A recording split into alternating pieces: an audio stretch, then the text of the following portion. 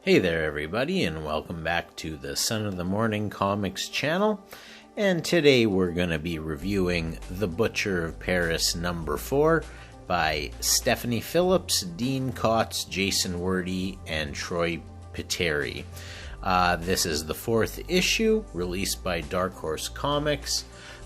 This is a story that is based on a true story, which always is kind of cool if you ask me. I'm also a little bit of a history buff. In a former life, I got a history degree primarily focused on European history. So naturally, I'm going to be drawn to a series like this. I have been extraordinarily impressed with Stephanie Phillips' writing in this story. The art in this book is absolutely amazing. You only need to look at the cover art to see. Now, of course, the other 3 have equally as wonderful cover art. Now, so this is a story where there is, at the very fall of Nazi Germany in Paris, there is a serial killer on the loose who is pretending to be a resistance fighter in order to get mostly Jewish people to come into his house where he is saying he's going to save them, and unfortunately he kind of kills them instead. Now, at the end of the last issue, and I did do a video on issues 1 through 3 if you want to go check those out, but at the end of issue number 3, we know that Dr. Petois is the murderer, and he is becoming more and more brazen. He actually shows up at the police department and has a telegram delivered to the investigator who's trying to find him, which leads us into the new issue today. So we're starting off here. You were kind of seeing the liberation of Paris. So I'm assuming we're sometime in 1944, 1945. You can see here great art depicting the resistance fighting off the Nazis. Very cool stuff. Like to see that.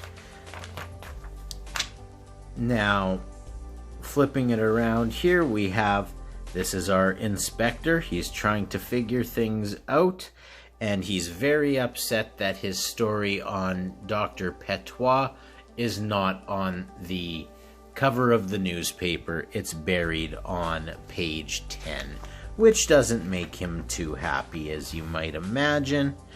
And so there's kind of a little bit of an argument, and the editor hands him the paper sort of as a souvenir, a tongue-in-cheek souvenir of his article on the 10th page.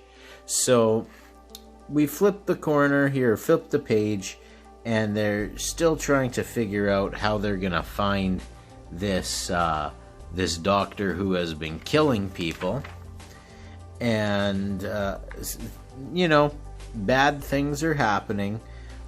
This guy here is getting brought in. We don't know who he is at this point. He's got a mask over his face, but we know that he's in trouble.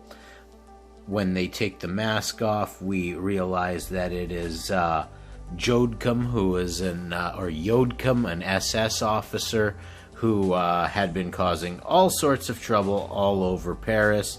He's demanding to know where he is, what's going on, but they're not being very polite with him, as would be the case with Nazi war criminals as the war is ending. Nothing too fantastic there to go over, but he does get thoroughly interrogated. He is having his head smashed against the ground. This inspector here makes the comment, "With the capital liberated, monsieur, there is no one left in Paris who cares whether you live or die."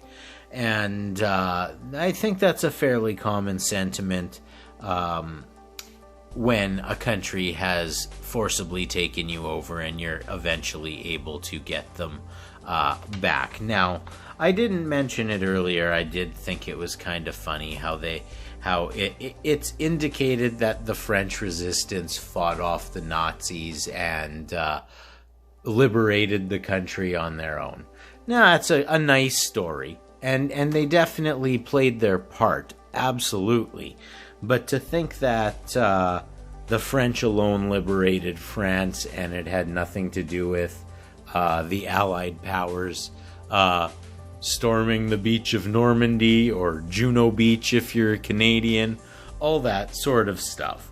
So then we'll let them get away with it this time. Now, this is really interesting here. They're trying to get info from Yodcum, and the inspector says he gives them some information. He gives them the name that they're looking for. The inspector says, well, now that wasn't so hard, was it?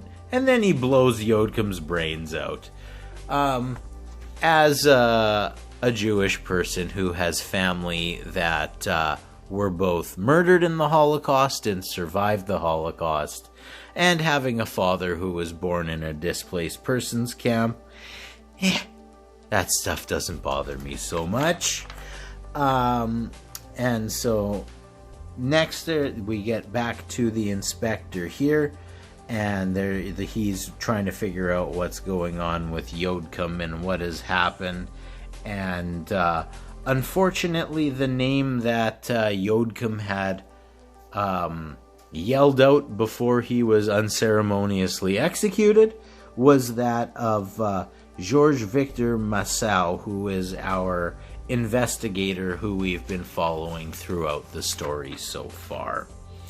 Now, here we see that now the French are back in charge. You can see by the armbands, and they are wanting to know if, in fact, this inspector is in collusion with the Nazis, which, of course, if you've read the story, you know that is completely not true.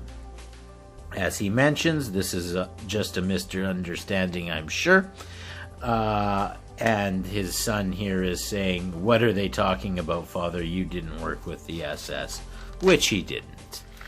Now, I really liked this picture here, where he's telling his son to call your mother and call Dupin, who I'm guessing is his lawyer, as he's being arrested and taken away.